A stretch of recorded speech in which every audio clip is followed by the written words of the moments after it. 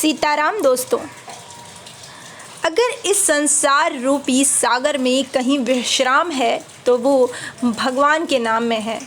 हमें इस संसार में तपती इस धूप में, जहाँ पर लोग आज अपनी अपनी परेशानियों से विचलित है, इस संसार में कोई भी सुखी नहीं है।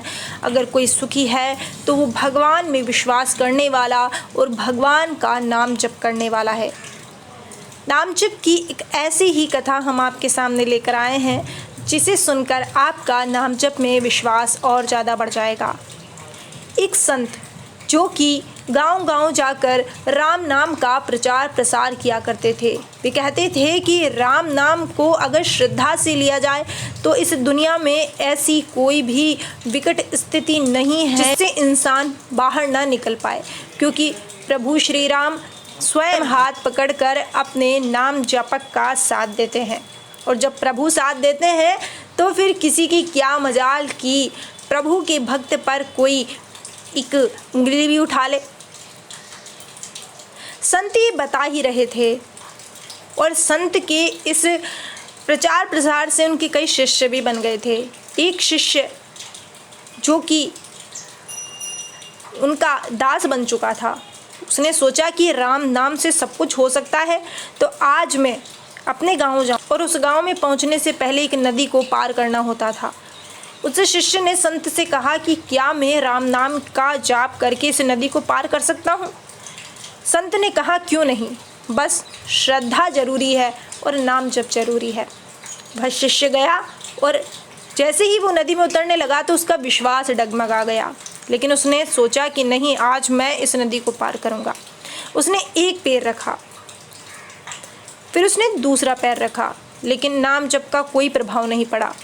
धीरे धीरे वो जैसे जैसे आगे बढ़ा तो पानी उसकी गर्दन तक आ गया, और फिर एक लहर ऐसी आई कि वो उस लहर में डूबता हुआ दूसरे किनारे पर जा पहुंचा। उस लहर ने उठा उसे दूसरे किनारे पर पहुंचा दिया। अब उस शिष्य को अपने गुरु पर गुस्सा आया। वो दौड़ता हुआ अपने गुरु के पास गया और कहा कि तुम दुनिया को पागल बनाते हो, ऐसा कुछ है नहीं जितना तुम बोलते हो। आज तुम्हारे इस नाम जप के चक्कर में मेरे प्राण चले जाते, और ये बात मैं सारे गाँव वालों को बताऊंगा। मैं तुम्हारा असली रूप सबके सामने लेकर आऊँगा। संत उस समय उसकी बातें सुन रहे थे। अब वो जैसे ही दौड़ा तो संत भी उसके पीछे पीछे चले।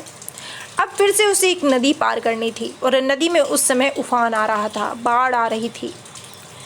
वो वहीं पर बैठ गया और देखा कि जो उसके गुरु थे वो नदी में उतर गए और नाम जप करते करते नदी से पार हो गए। उसने देखा तो वो आश्चर्य से चौंक गया, और उसे अपने ऊपर बहुत गुस्सा आया कि उसने अपने गुरु का अनादर किया। उसे लगा कि अब मुझे डूब मरना चाहिए। वो बिना कुछ सोचे समझे अपने गुरु के चरणों में श्रद्धा रख के नदी में कूद गया, और इस बार वो नदी पार हो गया और जाकर अपने गुरु के चरण पकड़ लिए और पूछा कि ऐसा कैसे हुआ कि जब मैं नाम जप करता हुआ नदी में उतरा तो मैं नदी पार नहीं कर पा रहा था, लेकिन आपने यूं ही नदी पार कर ली। तब संत ने कहा कि नाम जप के साथ साथ नाम जप में श्रद्धा भी जरूरी है। अगर हमारी श्रद्धा नहीं है तो नाम जप का क्या मतलब। आप कोई भी नाम लीजिए, राम, कृष्ण, हनुमान, कोई भी नाम लीजिए, लेकिन अगर आपकी नाम जप में श्रद्धा नहीं तो नाम जप से आप पर इतना प्रभाव नहीं पड़ेगा।